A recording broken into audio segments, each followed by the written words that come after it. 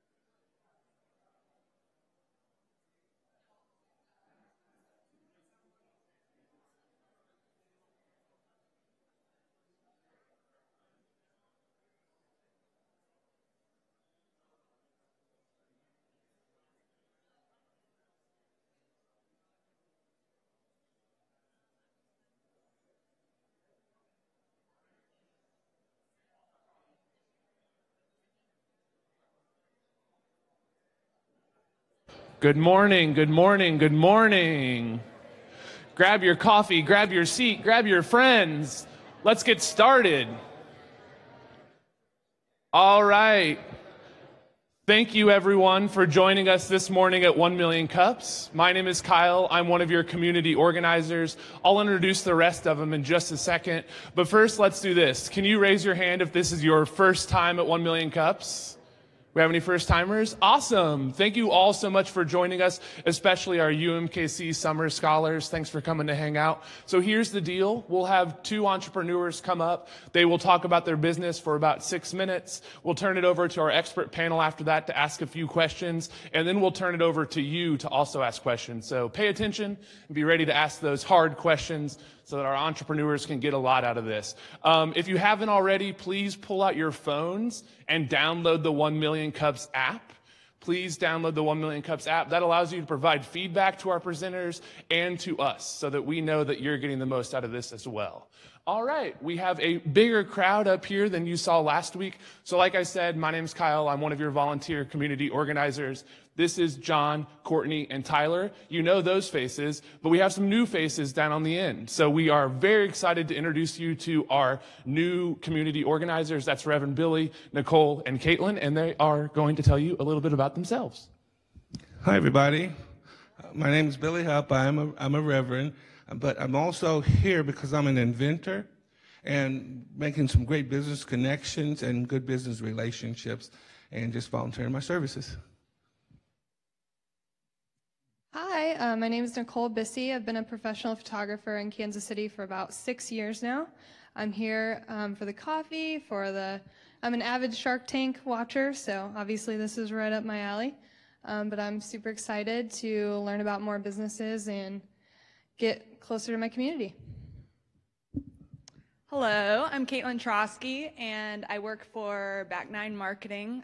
It's a company that's just me, but I run the marketing for 7 golf courses in and around the Kansas City area and then consult for small business marketing. So I'm here for networking and to learn about what's going on in Kansas City.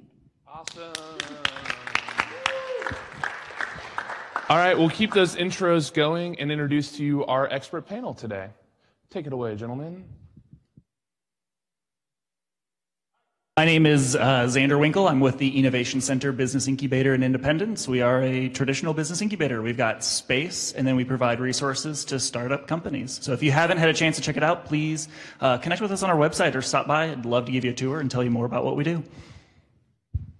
Hello, my name is Matthew Marcus. I'm with the Kansas City Startup Foundation. We are an organization helping to unify and champion Kansas City's startup community. So if you want more information, come check me out and we'll talk. All right, thank you both for joining us. Let's have a warm welcome for our first presenter, Jacob with IntroverTravels. Thank you.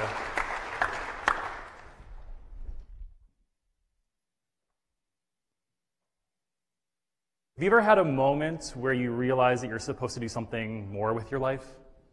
There I was on a hike in the high desert of southern Utah, surrounded by nothing and everything all at the same time. And it was that lack of stimuli that allowed my overactive, introverted brain to realize that I needed a life that was full of travel, of nature, and a little bit of adventure. I didn't realize it at the time, but it was then that the seed of IntroverTravels was planted. I'd like to point out that that top photo was taken at that aha moment in Utah 2 years ago. And the bottom photo was taken 2 months ago in the Atacama Desert of southern Peru. And it struck me that I was actually slowly kind of making these dreams a reality. Good morning, and thank you so much for having me at the flagship chapter of 1 Million Cups. I'm really excited to be here. I'm Jacob Marek, and I'm the founder and chief explorer at IntroverTravels. I left a career in finance 2 years ago to pursue that dream of travel. Last year, I sold all of my belongings, left the big city of Miami, and moved back to my hometown of Sioux Falls, South Dakota, which was a humbling experience, to say the least. But now I travel 6 months out of the year as an entrepreneur nomad. And for what it's worth, my Myers-Briggs type is an INFP, which basically means I'm a human golden retriever. So this morning I'm going to share with you my big idea, where I've been, where I am, and where I'm headed. At IntroverTravels, I design life-changing travel experiences for curious introverts. I do so with a 2-to-1 travel planning ratio of 2 parts rest and recharge time, where you can read a book on the lanai or do yoga in your underwear if that's what you want to do. But once a day, I want to blow your mind with a life-changing, awe-inspiring trip that's going to change the way you see the world. I have expert on-site guides that are able to create unique experiences that you won't get through any guidebook or online booking engine. I have professional photographers on the sidelines taking photos of and for you and providing you with several Instagram-worthy posts each day. We go to off-the-beaten-path destinations that emphasize nature, culture, and history. So imagine yourself on a thrilling African safari watching the circle of life unfold in front of your very eyes, or wondering what the hell happened on Easter Island, but nobody actually really knows for sure. But suffice it to say, these are definitely not your typical beach vacations. No, I plan experiences for nature nerds, science geeks, bookworms, and any other introvert who's just curious about the world in which we live. So counterintuitively, these travel experiences are fantastic for small groups. We're not all solo travelers as introverts. So these would be great for local hiking and nature clubs, for photography groups, and even small groups of families and like-minded friends. And in the future, I do plan on offering some set date departures as well, where people can travel solo, but not alone. So as I plan my business out, as I mentioned, I spend 6 months a year in my hometown of Sioux Falls, South Dakota, which allows me actually to travel and live abroad as I build my travel portfolio around the world the rest of the year. So I'm building a signature portfolio which allows me to experience life from a local perspective. And as an introvert, I prefer to connect deeply and authentically with my local partners, suppliers, and expert guides. And all the while, I'm documenting the experience in order to share it with my fellow introverts and hopefully instill a sense of wanderlust in their own lives to create a bucket list type trip for themselves, even if it's only for a week or 2 at a time on their PTO. So the crux of my business is all based on content marketing. So I do a lot of blogging, and we all know that videos are an increasingly important part of the social spectrum. So on social media, I'm only on Facebook and Instagram. That's what I'm good at, and that's what I like. I have a small engaged group on Facebook where we share bucket list ideas, travel photography, future travel plans, and it's also a place where I have open office hours where they can approach me as their personal travel advisor to ask travel-related questions during the week. All of those blogs tie into my Facebook ad strategy as well. So I create Facebook ads from that content. And once you've signed up via a Facebook ad, then you'll be entered into a sales funnel where you'll receive a short series of welcome emails introducing me, the company, and inviting you to engage a little bit more authentically with me as well. And of course, I have a weekly newsletter, which is non-promotional, non-spammy, but simply some interesting itineraries I may be working on that week, or an inspirational playlist or podcast that I listen to. Now, I have had a few challenges over the years, and specifically finding exactly how to get in front of my ideal clients. It's something that I'm getting better with each day, but I personally prefer to engage with people in Facebook groups and non-competitive Facebook pages. And as an introvert, I'm not a natural-born salesperson, so I've really struggled with simply asking for the sale, which is sort of what business is all about, right? And then finally, just having enough clients in order to establish processes and procedures. I'm truly grateful for all the clients that I do have, but each one has been a learning experience to learn how to make my business a little bit more efficient each time. And in the future, I definitely plan on hiring a small team of employees and independent contractors who I can rely on and trust to delegate the smaller trips, which allows me to focus my energy and time on the smaller groups that I had mentioned earlier. I also plan on having a small in-house production team where I can get some better video equipment, photography gear, and create visual content on the fly.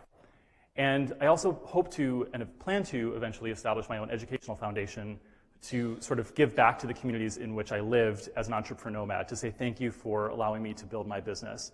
But for the time being, all of my clients currently receive a gift credit to kiva.org, which is a charitable micro-lending site which believes that entrepreneurship is the surest way to alleviate global poverty. And for now, I think that's pretty cool.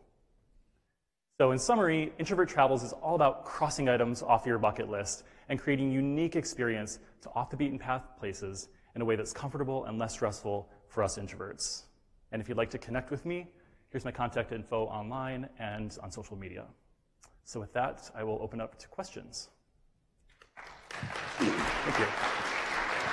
Thank you, Jacob. We'll open it up to our panelists, if you guys want to go ahead.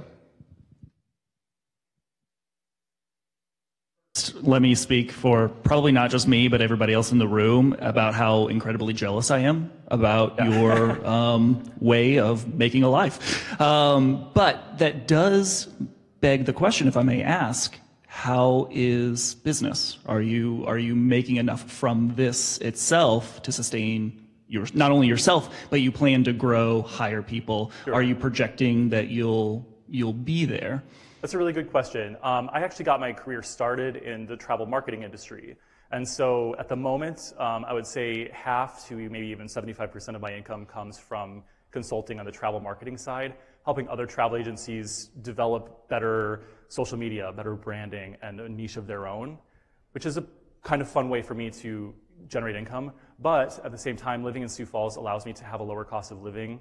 So I don't need a ton of sales in order to do what I do. But yeah, business is actually kind of picking up, definitely. So, first of all, great presentation. Thank you. This is really nice. Yeah. Thank you. Definitely worth another round of applause. Great presentation deck, too. Really easy to read, really clear. So, man, a lot of fans in the room for you. Thank you. So I'm curious, you say you're an introvert. I mean, I'm surprised because you're... This is not comfortable for an introvert, by the way, speaking in front of everybody. You seem very comfortable on the stage. Thanks. So how is the market size, I guess? Because I was reading through your website, I'm like, okay, great, it's a travel experience company focused on introverts, and I don't know how big that market is. In other words, if I'm an extrovert, can I come and use your services or what? Sure. Well, I'm not going to give you a Myers-Briggs test in order to come on one of my trips, although I do prefer that people sort of self-select. So I think just by the name IntroverTravels is pretty clear who I target. Extroverts are absolutely welcome. However, you're going to be living in our world for a week. But Sure. Well, the world of introversion is all about sort of having time to recharge your batteries. So it's not necessarily being a hermit or even traveling solo, but simply being able to recharge your batteries at the end of a really thrilling day. So like I said, if you wanted to take the time to read a book or do yoga, you can also go to dinner or even go on a hike with a new travel buddy. building in that time, that flexibility to create your own experience, whatever that may be, and to have the time at the end of the day to sort of go back and recharge your batteries.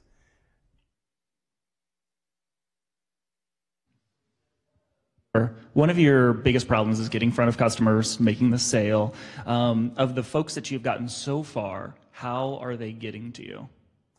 At the moment, it's mostly social media. I actually have people approaching me on Instagram, on Facebook. It's been word of mouth as well from friends, family, previous clients. And I've actually had recently some pretty good PR as well as in the Boston Globe, which helped get some activity from that to gain some new fans, people reaching out via my website. But at the moment, most of it is social media, and of course, it's all online. And what about pricing? I think I remember seeing there was a minimum cost to price out a trip and such. Yeah, I have a minimum cost of, it's $2,000 for domestic and $3,000 international. This helps me sort of maintain a level of profitability as well as maximizing and making my time more efficient, as well as simply getting the right clientele to the right destination. So I have a pretty select portfolio of these off the beaten path type places, and that comes with a certain price tag. And so rather than having champagne taste on a beer budget, I'd like champagne drinkers on a champagne taste. All right, with that, we're going to open it up to audience questions. If you have a question, please raise your hand. We'll bring mics around to you. Got to have more questions than that. Come on. Got a question over here on the right. Good morning. That was a great presentation. Thank you. Thank you. Do you have any idea what your LTV or lifetime value of your customers are yet? That I do not know. I don't even think I have enough customers to run the numbers, but honestly, I'm not much of a numbers guy, so that's probably where I should have some help on that. What about your cost of acquisition? If I'm running Facebook ads, it tends to run about $3 to $4 per lead, and that's where I acquire most of my leads is from Facebook ads. Have you done any strategic partnerships with other companies that have a sort of a like type of interest of customer? I have a list of breweries and like nature clubs, but at the moment I haven't had anyone actually book a group of that nature. But that's certainly on the list of having kind of a joint venture partnership of that nature. Thanks. Question in the middle. Yeah, this is just quick. Is there a reason why you're not on Twitter? And I say that because until you said you weren't, I went to look for you there. Oh, okay. So I'd encourage it. That's interesting, yeah. The reason I'm not on Twitter is because I guess for me it's sort of I always say like heavy and light. And for me, Twitter always felt heavy. And so when I focus on what I'm good at, what I enjoy, and where the majority of my ideal clients are, I assume you're probably on Facebook and or Instagram. I don't feel like I need to spread myself too thin. And if I were to do so, then I'd be taking my time away from doing other activities. So I prefer not to be on Twitter. Well, a question in the middle over here. Do you just book individual travel, or do you do group travel? I mean, that kind of seems like it would go against the introvert. It's a great question. Yeah, at the moment it's all independent trips, solos, couples, and even small groups of families and friends. However, in the future, I do plan on offering some set date departures of people who don't know each other yet. And I have a strategy behind that as well. It's in the travel industry, it's difficult to plan set date departures for just the masses.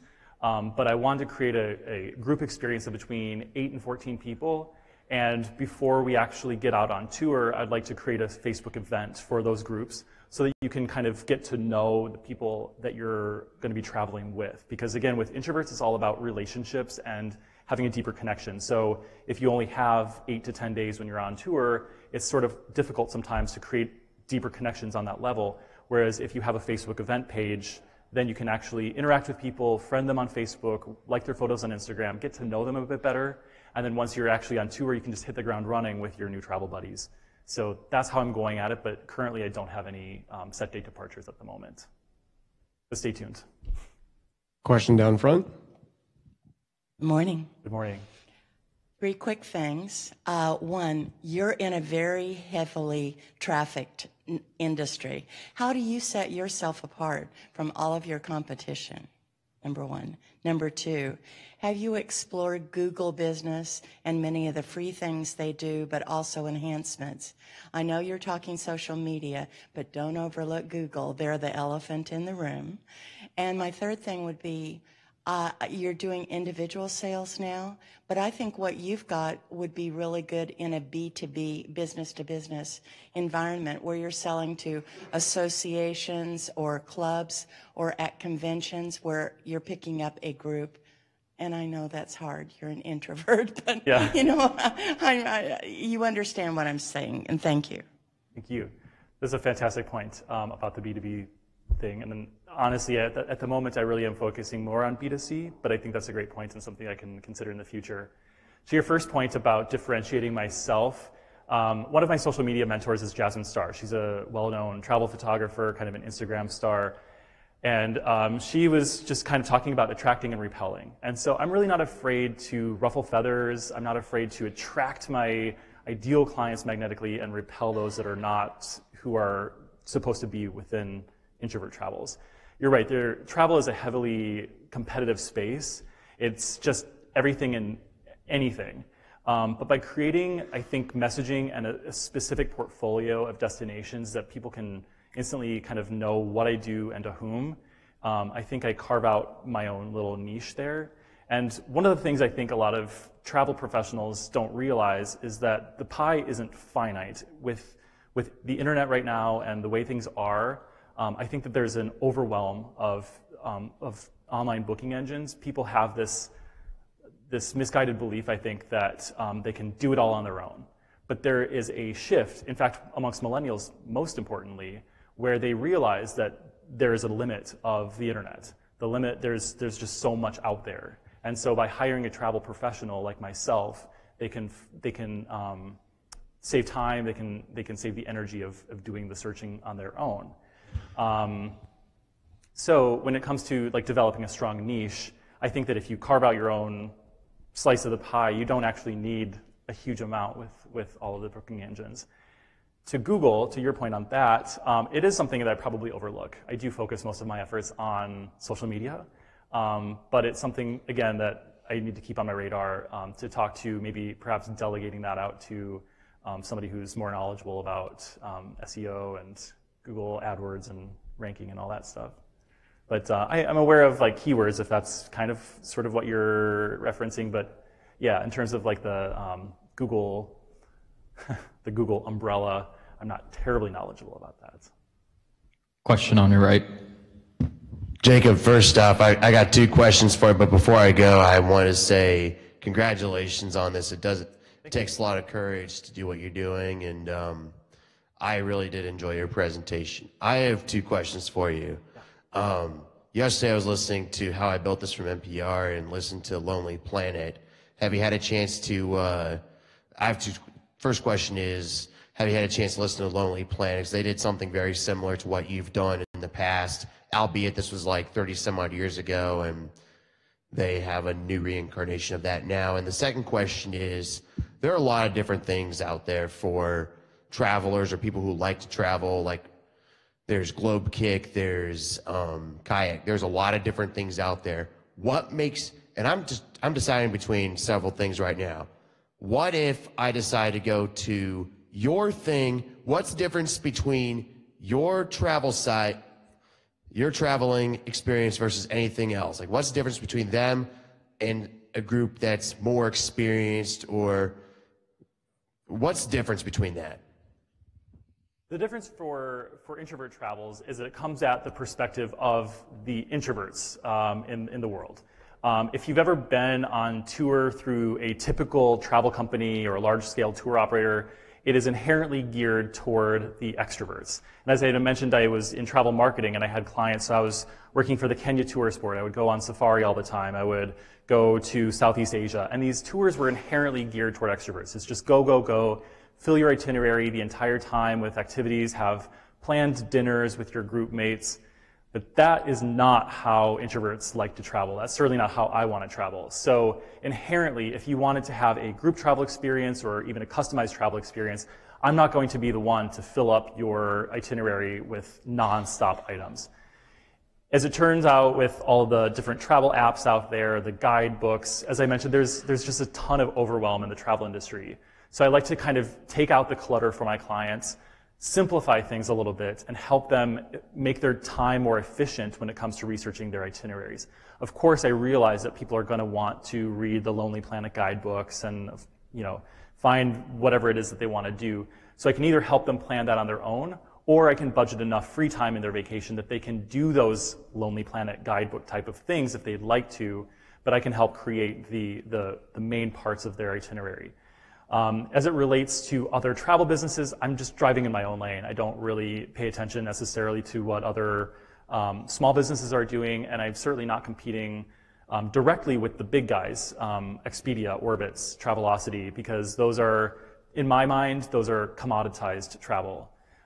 Many small travel agencies as well kind of try to do everything for everyone, specializing in, you know, Cancun and Cabo and that sort of stuff. And I don't sell those places. I'm not personally interested in them. My clients aren't. And frankly, there's not a lot of money in there. So I found that by targeting a specific niche, by targeting a specific type of destination, it attracts the right people. And I'm happy with the people who have come into IntroverTravels.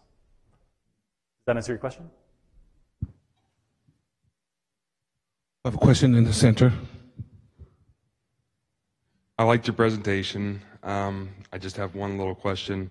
You said that you were looking for clients that had a champagne taste with champagne money.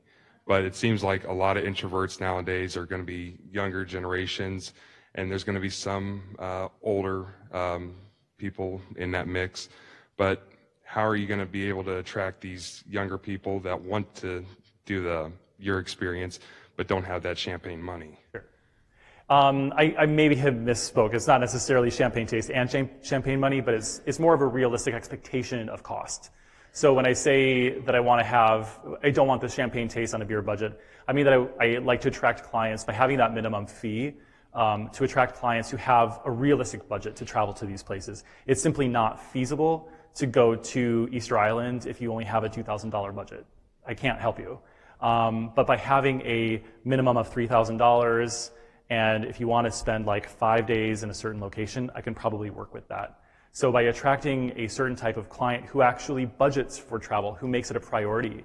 I hear people all the time saying, oh, I don't have the money to travel. But I guarantee that they have more money in their bank account than I do, and yet I was in Easter Island, the Galapagos, Machu Picchu. I say that not to brag, but because I make it a priority in my life.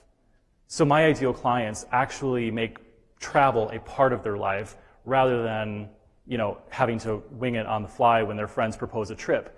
No, they have it as a part of their annual budget. So those are the types of clients that I prefer to work with, are people who actually make it a part of their lives.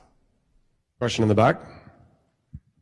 Do your groups mostly come from the same city? And if so, do you, work with them to make travel arrangements to at least, get on the same flight? And I also wonder about, singles. People who are single often incur a lot of extra costs at the local site. Do you, kind of help people sort of pair up and, save costs over the course of the trip? Sure. Well, at the moment, all of my clients are from all over because it's an online business. So they can come from any cities. At the moment, most of my clients tend to come from Minneapolis, Miami, New York, but that's simply because those are the places where I have established relationships and networks and friends. So word of mouth helps out a lot in those types of cities. But as it relates to pairing people up, I think that's a great point. I do give preference to suppliers who work with me to eliminate the single supplement or to minimize that. And again, by living in these destinations each year, I can develop more authentic and deeper connections with my suppliers, so they are more willing to work with me on those types of asks. So not every travel agent can ask for certain things from their suppliers, whereas if I go to Pepe in Peru, who I have gone on hikes with, I know him, I've gone to dinners with him and his girlfriend, I can ask for those types of things, and he can help me find the hotels and suppliers that don't charge a single supplement or that can alleviate that burden for a lot of us solo travelers. Because I get it. I travel alone. It's kind of expensive.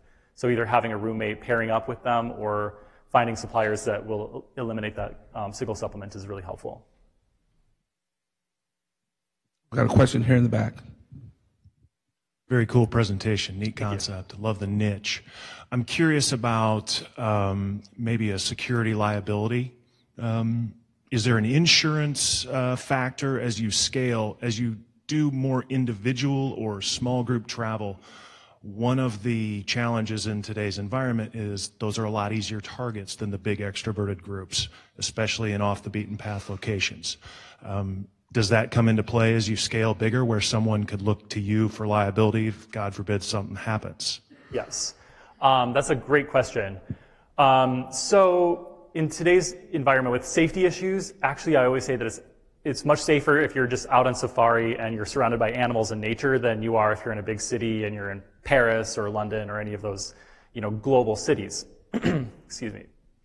But I do require all of my passengers to have travel insurance, whether they get it through me or through I don't recommend the credit card companies unless you've contacted them and you've gone through their fine print, but I do require proof of insurance for all of my travelers. So if something goes wrong, if there's a force majeure, act of God, whatever, they're covered on that end.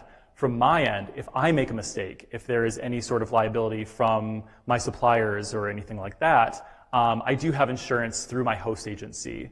I have a host agency that's based in Denver, Colorado. I have my own brand. They have their own brand, but I use their licenses, their insurance policies, their insurance and all that stuff. So I am covered. I believe it's $500,000 that's a requirement by the federal government for travel insurance. Question in the back. Hey, how you doing? Good. How are you? I'm all right. I was really curious about, I guess, the whole travel thing. Being disabled, it is an issue when it comes to travel. For instance, I just tried to book a trip to the DR recently, and they couldn't really guarantee me accessible rooms. Mm-hmm. So, since you have that type of connection that you're saying up there, what guarantee could you make, to make that acceptable for people like myself, to use your service and don't have to go somewhere where we're not accommodated? Sure. That's a really great question. This goes back to playing to one's strengths and our specificity. So I would love to help you if you're an introvert. However, the great thing about technology these days is that you can find a travel agency that's geared toward whatever you want. If you're not an introvert, you don't have to come to IntroverTravels. If you have a disability, there are companies out there, not plenty, but there are companies out there that specialize in disabled travel. So if I can't create a trip for you, I have a wonderful network of other travel agency contacts, and I can talk to you after the presentation, in fact, to make recommendations for people who do specialize in disabled travel. I know people who specialize in all sorts of different niches that you wouldn't even believe. So I would encourage you, if you can find a travel company that specializes in disabled travel. It may be an issue of just the DR not being accessible. There's different standards in different countries. We have it pretty good here in the US for legal purposes. But I would definitely be able to make recommendations, if I can't help you out, to refer you to other people who specialize in that type of travel. So our final question for you today is, what can we as a community do to help you? Well, aside from simply just liking all my social accounts, if you're an introvert, you can like my stuff. If you're an extrovert, you can use your loud, extroverted personalities to share this idea with all of your introverted friends. I'm sure they would appreciate having somebody kind of hooking them up with their style of travel. Thank you so much for your presentation today. Thank you, guys. Thank you.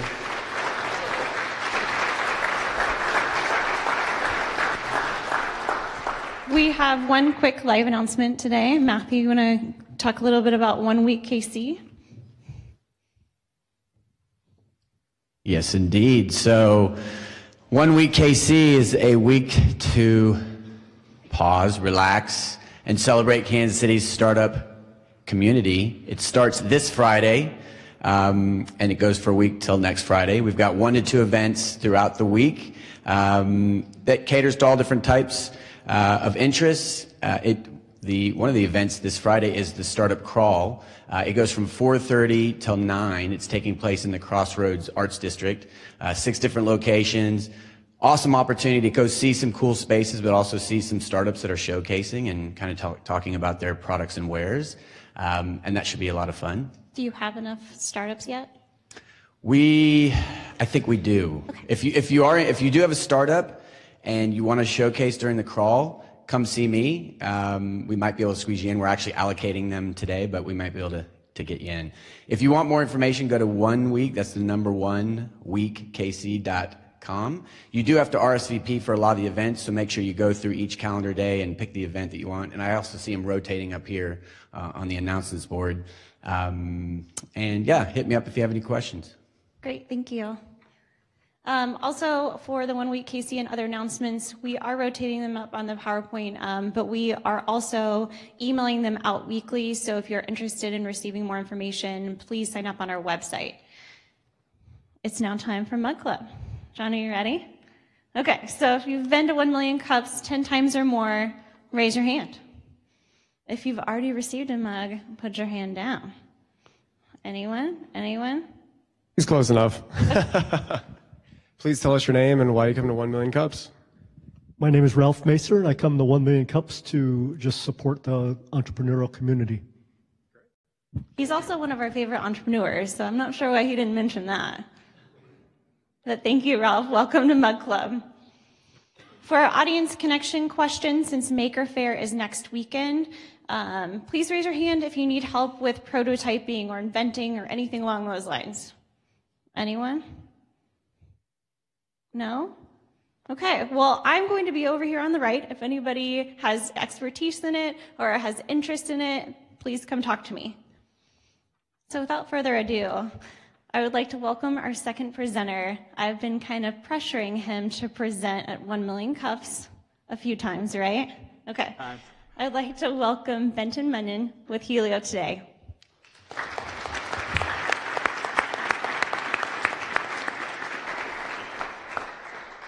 Thank you all very much. It's a pleasure to be here. First things first, though, I'm going to need some audience participation for my Instagram story. What's up, everybody? Okay, cool. Let's get started. It's a set amount of time. All right, so my name is Benton Munyon. Over the last 4 years, I've been spending every waking moment thinking, studying, learning, developing, networking, creating, and otherwise innovating nutrition products that positively impact the 60 trillion cells that make up the human body. But we have an issue. We deal with this thing called the standard American diet. It's full of processed carbohydrates, high sugar, and things that otherwise just simply do not make us well. I hate to bring this up because we all know it, and yet nothing really changes. Every year since 1960, we've gotten more and more obese, and yet we all know this, right? 1/3 of Americans are obese, 1/3 of Americans are overweight, 18% of our children are overweight, and it's not cool. We get bigger, and the medical industry continues to profit. That's why they're in business, can't hold it against them, but nobody's really asking the real question of, are we treating the cause, and are we not just treating the symptoms? Things that used to be kooky are no longer kooky. Over the last 5 to 10 years, we've seen a rise in what we used to laugh at. For example, gluten-free, juicing, non-GMO, organic, paleo, you name it. 10 years ago, we laughed at these concepts, and today they're respected. We're witnessing modern-day evolution. We're getting smarter, and we're adapting. When life gives you lemons, you make lemonade. My generation was given chicken nuggets, and I don't know how to make chicken nugget aid. So we're just figuring it out. What I'm here to talk to you about today is fat. What I believe is the next most important thing in nutrition. We have wrongly diagnosed as fat being the issue of the graph I already showed you oh so depressingly. Fat is our brain is 60% fat. When we're born, our brain is virtually the same size as it is today. The brain loves fat. Carbohydrates and sugar dehydrate the brain, and yet we think that fat is our issue. We need to be eating more fat. The food pyramid, what we learned in elementary school, is simply wrong. Using fats sparingly is not advised, and having carbohydrates as the base of a healthy diet is just simply not accurate. Lastly, fat is close to nature. There's nothing that is a healthy fat that is very processed. A healthy fat is a vegetable. It's a seed. It's a nut. It's a fish. It's an animal. There's very little process involved with eating fat and assimilating it. The truth about fat is that it supports all of these things, namely body composition. When you eat fat, it's super scientific, and I don't want to get too deep into it, but when you eat fat, it's very hard to oxidize. So you're in the process of burning fat as fuel much longer than you're in the process of burning sugars and protein as fuel. So because of this, you're burning fat as fuel, and you're storing muscle. Burning fat for fuel when you eat it, storing muscle. That's an important theme here. Heart health, brain function, hormone health, skin and healthy hair, among other things, with a high-fat diet. But don't take it from me. Dr. Jeff Volek, who is super well-renowned, he's been studying low-carb diets, high-fat diets, performance enhancement, doing these types of routines, has a quote that I'll read to you briefly. By continuing to provoke fear about the harmful effects of saturated fat, Americans have decreased their total consumption of saturated fat and replaced those calories with an even greater amount of carbohydrates. This dietary flip-flop of trading away saturated fat and replacing it with carbohydrates has occurred in the same time interval as the rates of obesity and diabetes have rocketed skywards. That graph from the 1960s is the same time frame which we've started eating more carbohydrates and our obesity has skyrocketed. Fat is not the issue. This might be coincidence, or more likely, it's an extremely unfortunate, unintended consequence. At Helio, we don't believe it's a coincidence. We think that fat is good, and the Department of Health and Human Services agrees with us. For the first time in their organization's history, in their dietary guidelines, they've now actually recommended Americans begin to eat more fat. So, Benton, you're telling me I should eat more fat and less carbohydrates. What if I ate only fat and no carbohydrates? Is that a bad thing? Can I eat too much fat? No. In fact, that's kind of the objective. When you eat so much fat and there's a lack of carbohydrates and blood sugar, you enter a metabolic state called ketosis, where your body burns ketone molecules instead of blood sugar molecules. What happens in ketosis is amazing. Cognition is on fire. You have more efficient energy. Back to the oxidation thing, the ketones are just a cleaner fuel. And like I said, with the desired body composition, you're burning fat and you're storing muscle, the opposite of what happens in an unpreferred diet. So, briefly, what are ketones? Ketones are the only secondary fuel source to glucose. Typically, probably everyone in this room, barring a few exceptions, is running on glucose right now. There's two molecules that you can run on, glucose and ketones. Ketones are produced naturally in the liver in an absence of blood sugar. Typically, to burn through all your blood sugar, it's a 36 to 48 hour process to get into ketosis. But this gentleman that I'm standing with, Dr. Dom D'Agostino out of USF, who's featured in Tools of Titans by Tim Ferriss on page 27, he's legit. He has duplicated this ketone molecule, this pure energy molecule, and made it available in a supplemental form, an ester liquid and a powder supplement. So, I learned about all of this. My brother and I, we've been in nutrition for a long time, and we learned about all this stuff, and we're like, dude, there's no other option. Now that we know, we got to eat high fat, and we got to take beta-hydroxybutyrate ketones. There's no other option. So we started doing it, and we felt amazing. We were eating high-fat lunches, high-fat dinners. We were taking supplemental ketones, and lunch and dinner were really easy, but there was no good breakfast options. There was nothing for breakfast that was high-fat, that was convenient, that was alkaline, that was high-vibe, that was just get you out the door convenient. So we made something. Dawn, the ultimate breakfast. It's a 50-ingredient smoothie blend. It has ketone molecules in it. It's got 25 grams of plant and algae fat, 25 grams of plant and algae protein, full dose, like I said, of beta-hydroxybutyrate ketones. It's got 10 servings of vegetables, which is more than your entire daily requirement in one meal. It's got a full nootropic stack for brain cognition, all coming from herbs. 3 grams of net carbs, which is very low, and 3 grams of sugar. This has not been thrown together. It's been in R&D for over a year, and I'm pumped that now we're sharing it with you. So these are a couple examples of what a Dawn smoothie looks like, or a Dawn bowl. We advocate the best way to take it as a smoothie bowl. High fat, high protein, low carb, low sugar smoothie bowl. It's delicious, it's intelligent, it's nutrient dense, it's got a high vibration. What's next? So our objective now as a company is to grow our monthly distribution to 555 monthly customers. At that level, we'll be $1 million business. I feel like things can start getting fun. We are hoping to start launching partner locations, places that you can go in and order a Dawn Bowl off of the menu. Smoothie shops, coffee shops, juice stops, etc. We don't want to go retail because this is a curated product. There's a little bit of education to it. So the retail partnerships that we want to have, as a menu item. And our distribution strategies are through Amazon and Instagram. So it would be awesome if you connected with us. Our Instagram is helio.today. I am Benton Munyon. Our Facebook is Helio Today. And for more information on the product and the company, please visit our website. That today is instead of com. There's no com at the end of it. www.helio.today. Thank you guys so much for your ears. That went faster than I expected. So I am now would love to accept any questions and go into more detail. Big round of applause.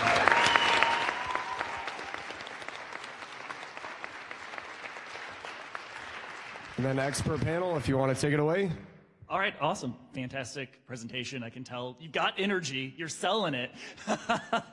And you kind of touched on this, but and this is the industry that I live in. I'd love to know a little bit more about how you are manufacturing this. How are you? So I'm guessing you're saying it's all direct to consumer. So you're shipping these out one packet at a time to those customers.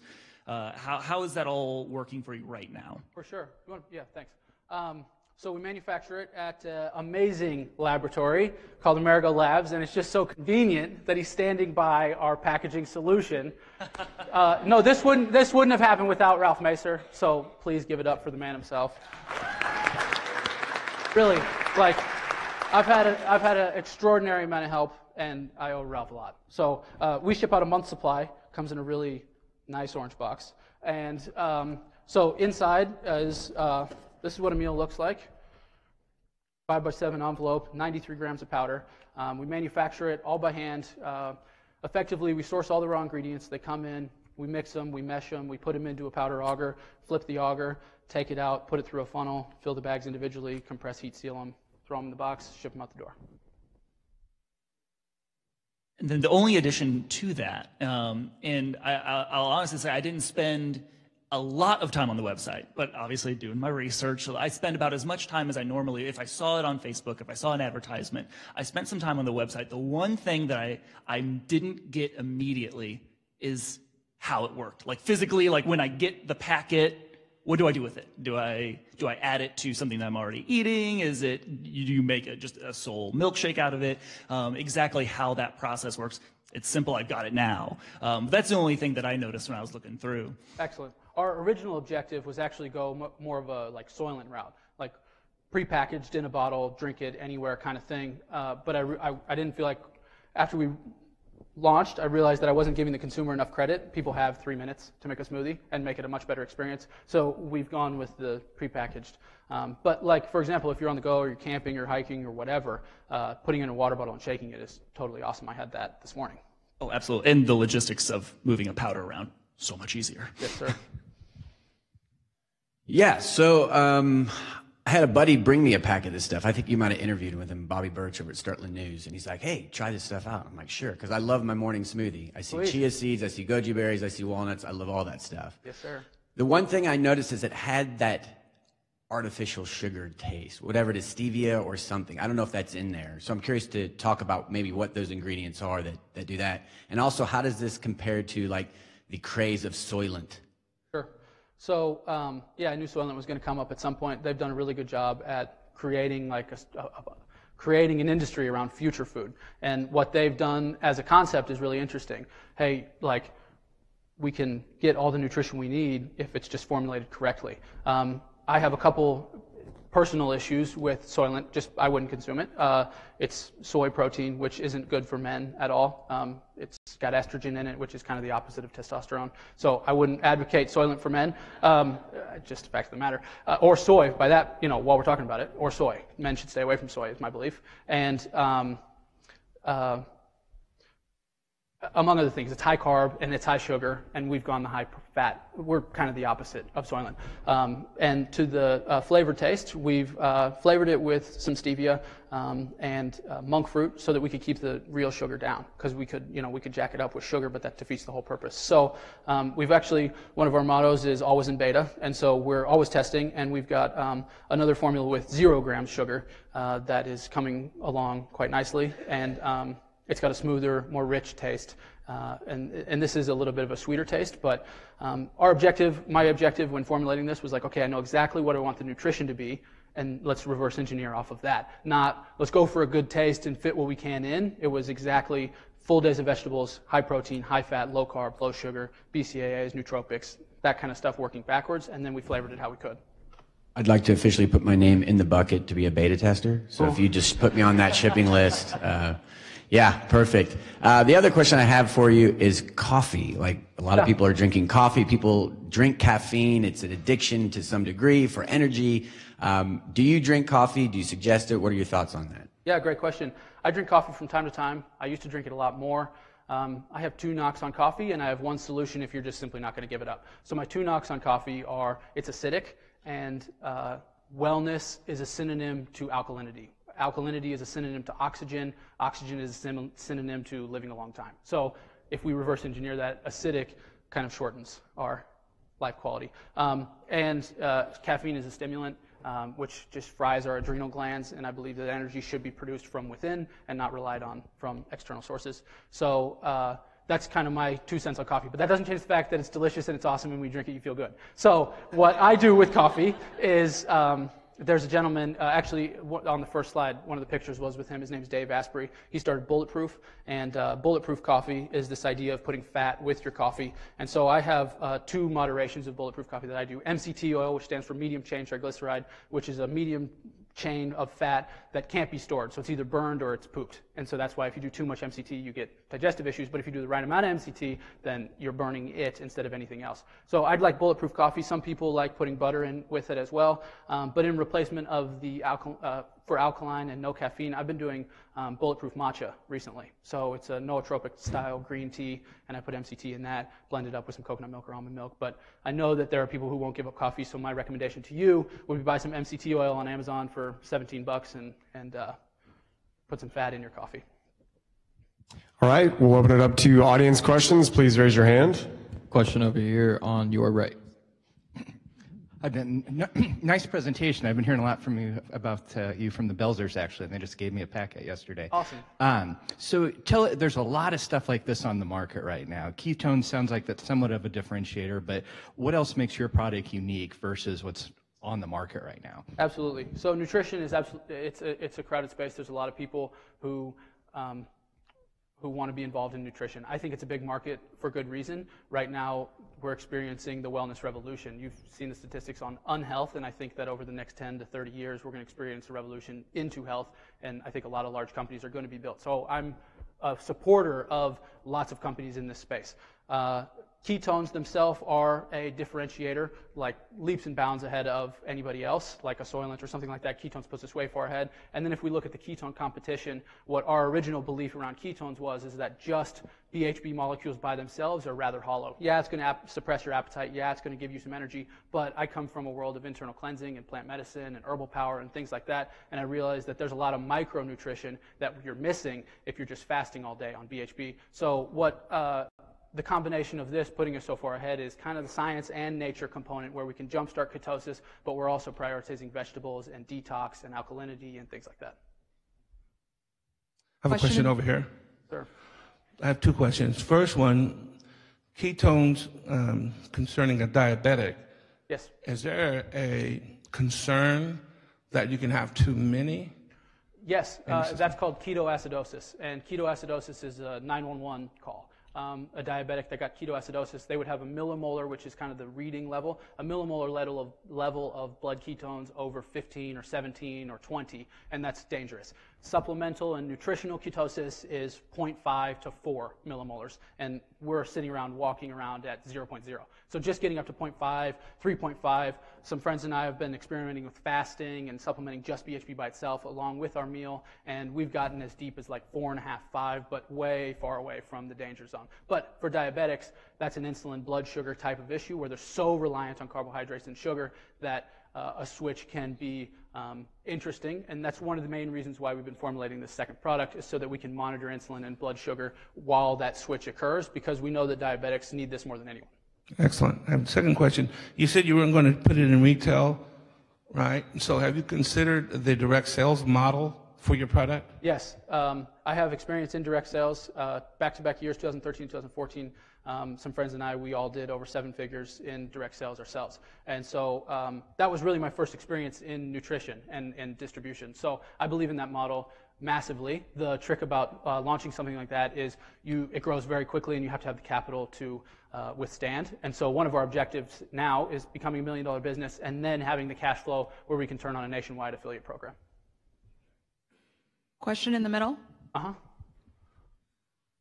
There's probably 90% of the people in the room that have either been on a diet or a health craze over the last 20 or 30 years, so you're in a pretty good market. Yeah. My question, you commented that you need 555 people to make you $1 million company. That's $1,801.23 a month.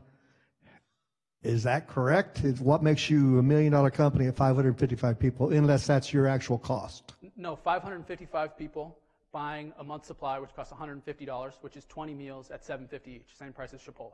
So it's a $150 monthly subscription, 555 people doing that's $83,000 a month in revenue times $12 million a year. Question down front. Yeah. Hi, I was just wondering, you were talking about the nutrition market is huge. How did you validate your idea? Like, how did you say this is the thing that I'm going to create and people are going to buy it? Like, how did you go forward with that? Probably 80, I want this, so I'm going to do it. 20, I think people might like it. Because for us, it was scratching our own itch. It was like, there's no good breakfast, and everybody should eat breakfast or does eat breakfast. And so we have an opportunity that if people don't know they want it, we can educate them on the fact that they do want it. Question back here. Wait. Yep. First of all, just want to say the product's awesome. Had a couple of recipes of my own I tried out. But I have a question for people who are more on the go. I understand that a shaker bottle is very convenient and like the mixes up really easily. Have you ever thought about doing like bars or stuff like that that's kind of like you just pop it open and it's good to go and you start getting the benefits, not necessarily like the 25 grams of fat, 25 grams of protein, but like kind of scaling it back to be a more of a like a quick snack that is extremely beneficial, because, you know, we look at Cliff Bars or like things of that nature, but they're just a little bit higher in sugar than most people want, or like the artificial ingredients, but, you know, there is sacrifice with a product that can be beneficial in that aspect. No doubt. We've discussed and actually tested some high-fat bars, bonded actually with some of the Belser's gluten-free syrup. So we've tried a few things, and I totally believe in like some macadamia, almond butter, like really awesome bars. So they're coming. It's just, you know, a simple matter of like where do we start and how do we scale. In 10 years, we'll have everything under the sun, like the sweetest product line on planet Earth. But for now, we start with breakfast. Question down front. Yep. Hi, I'm Christina. Really nice presentation. I have two questions. The first one is, are you targeting the global nutrition market or the sports nutrition market? And the second one is, you mentioned that you are going to utilize the social media, Instagram, Facebook, and so on. How are you going to increase your database? Are you going to use influencers or any other strategy? Awesome. Thanks for your presentation last week. I enjoyed it. And thank you for your question. Definitely the global nutrition market. I don't really see any preference versus, you know, demographics or others. So anybody that eats breakfast, which is everybody. As far as Instagram, we have a couple strategies. We film and record and document everything. We're loyalists of VaynerMedia and Gary Vee and just kind of that whole idea of growing social through documentation and authenticity and just a simple storytelling kind of manner. And then also in like 80 that, and then 20 like, you know, there's always that like nailing the algorithm component where we're going and finding relevant hashtags, people that are talking about things that we're already talking about, automating simple processes, stuff like that. So I think we have a good grips on it. One of the things that is just difficult about doing this is a couple lucky breaks and some people talking about you. We want to do influencers. I'm on a podcast tomorrow, which I'm pumped about. This guy's got 500,000 Facebook likes. So like events like that I hope will propel us faster than they do slow, but we're also totally committed to just grinding it out. Question, you're right. Yeah. Benton, great job in the, I like the product. It seems really interesting to say the least. You had mentioned earlier about, you said 555, you have 555 customers per month, correct? And you're charging $150 a month for what? This, 20 meals, $7.50 a meal. $750 a meal or $7.50 a meal? $7.50 a meal. Okay, so, and how many guys are you working on this with currently? Jack, Ralph, Ryan, 4 of us. Okay, what's your profit margin? That's the biggest question. If you have a relevant reason for asking, we can talk privately, but like not going to really disclose. It's business, and we make money, and that's, you know, part of it. But our main objective is helping people, and so like that's kind of what our forward message is all about. Question back here. Hi. So you mentioned research and development. You mentioned, like everybody has mentioned, the diets and the fads and health issues. Is it just a couple guys in a basement testing out some recipes? Do you guys have backing from doctors? Are you going to be regulated by the FDA? Basically, how are you setting yourself apart from like the fit tea, which is basically dirt and water that makes you pee? How are you going to legitimize yourself? That's awesome. We are a couple guys, no basement though. We're lucky, the stars aligned, and we collaborated with Ralph and his wife Carol, and they've got a 6,000 square foot manufacturing facility. They just had an organic inspection a couple weeks ago. They did an FDA inspection. I mean, it's top notch, clean, total up and up. We wear gloves, hair nets, beard nets from time to time.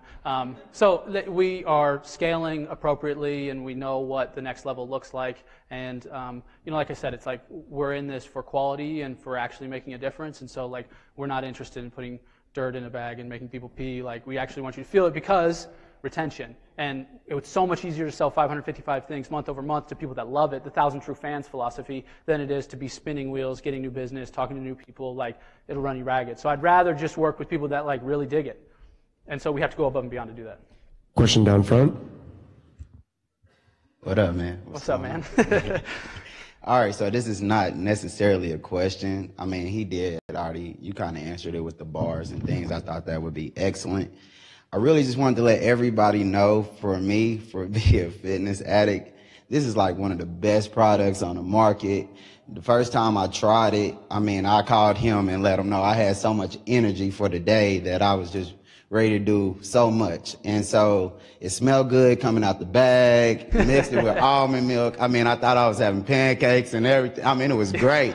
So, you know, I just want to let everybody know this is a great product, and this man really knows what he's talking about. And it does justice for your breakfast, especially on the go. Thank you. Benton, last question, man. What can we as a community do to help you? Yeah, so please follow us on Instagram.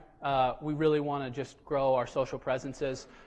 We really have 3 objectives: grow our social, increase our customer base, and get connected with people who can help us grow our customer base via retail outlets, coffee shop owners, co-working owners, juice shop owners, etc., and Instagram influencers, doctors, physicians, chiropractors, nutritionists, people that are going to advocate for us. So buy the product or tell someone that can get us to find people that will buy the product.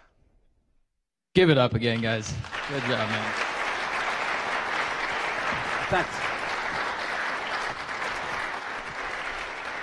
I cannot believe how big this crowd is right now. I want to see all you guys back here next week. Hey, before you leave, make sure to come up to our table up here and grab one of these flyers. We're doing E-Day at the K.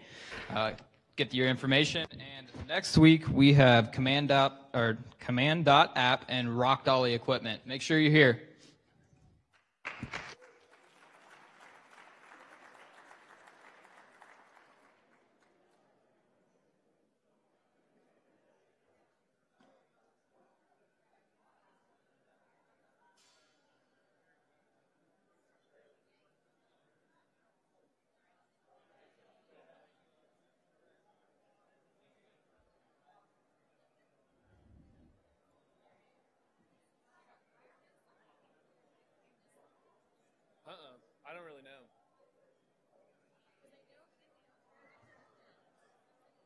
think they just did a good, maybe they did a good job of sharing stuff.